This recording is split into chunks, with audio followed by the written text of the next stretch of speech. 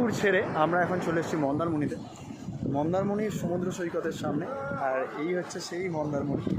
আর এখানে যে কটেজগুলো আছে, যে হোটেলগুলো আছে, সেরা সেরা।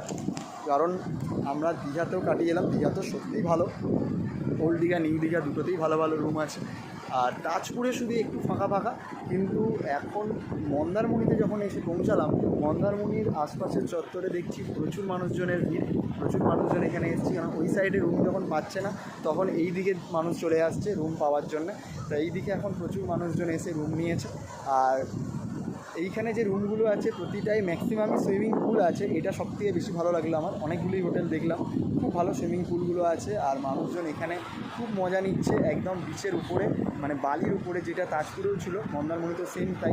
আর দীঘার ক্ষেত্রে তো তোমরা প্রত্যেকেই জানো নিচে নামতে হয়, বোল্ডার থাকে, অনেক প্রবলেম হয়। তা এইভাবেই আজকের দিনটা আমার কেটে গেল। আর আজকে প্রায় আমাদের বাড়ি যাওয়ার দিন, আজকে লাস্ট। Thank you.